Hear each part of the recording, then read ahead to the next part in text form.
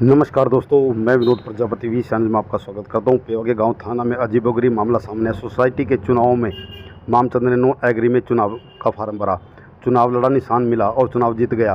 बाद में उसे कहा गया कि यह तो एससी के लिए रिजर्व थी। मामचंद ने कहा यह तो उनको पहले बताना चाहिए थे, एससी के लिए रिजर्व थी, लेकिन अब वो चुनाव जीत चुके हैं, जिसको लेकर मामला गंभीर हो गया और मौके पर पुलिस पहुंची तो अधिकारियों ने कहा कि यह एससी के लिए रिजर्व थी। तो मामचंद ने कहा कि इसके लिए वो कोर्ट का दरवाजा खटखटाएंगे। बताए जा रहे हैं मामचंद की तरफ से कैंडिडेट हैं कि जो एससी सीट इसको रिजर्व कर दिया गया, पहले नहीं बताया गया उनको। रिजर्व नहीं होता इसमें जैसे 10 बनते हैं, 7 एग्री के 3 नॉन एग्री के। उसमें एक ऐसी होता है, लेना होता है 10%। अगर वोट बीसी के हैं तो एक बीसी और 2 लेडीज़। ये हरियाणा कोऑपरेटिव सोसाइटी एक्ट 1984 की धारा 28 के अनुसार है। तो उसको पहले चुनाव चिन्ह भी दे दिया था, ये कहीं ना कहीं बड़ी चूक है इसमें या क्या? चुनाव चिन्ह को जो विड्रॉल के बाद कैंडिडेट रह जाते हैं उनको दिया जाता है। क्या शुभ नाम है आपका?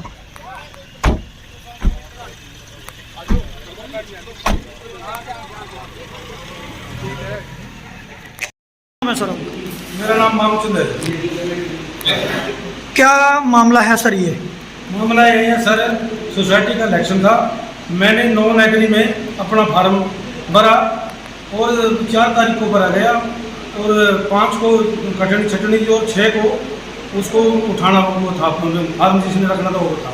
उसके बाद मेरे को साइन दे दिया और मेरे को कोई मेरे को रिजेक्ट नहीं मतलब किया, भर दिया आप इलेक्शन लड़ सकते हैं।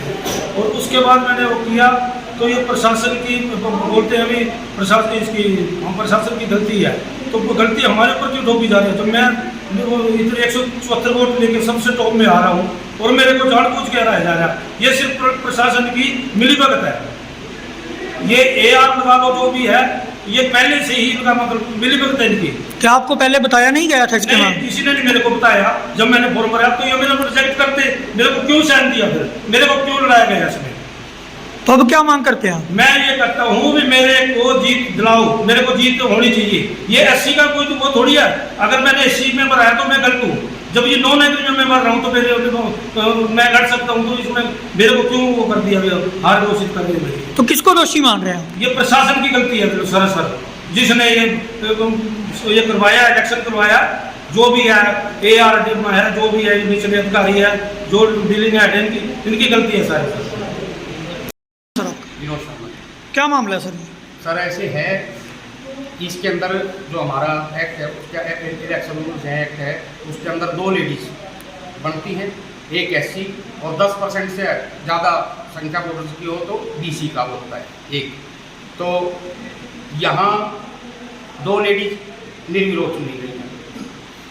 अब रह गया एक एससी कैंडिडेट, इन्होंने भी फार्म भर रखा था नॉन एग्री में उसी के अंदर, तो उसमें से एससी चुना जाना जरूरी था, वरना एग्री में एससी कोई खड़ा नहीं था।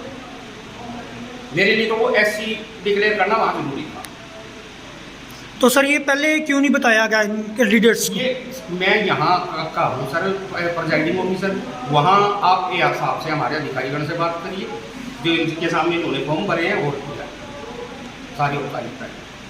तो इसमें ये पूरा मामला किस साइड जाता है कि क्या इसमें रिजल्ट है इसका, क्या रिजल्ट तो यही है सर कि वो एससी एक चुनना जरूरी था,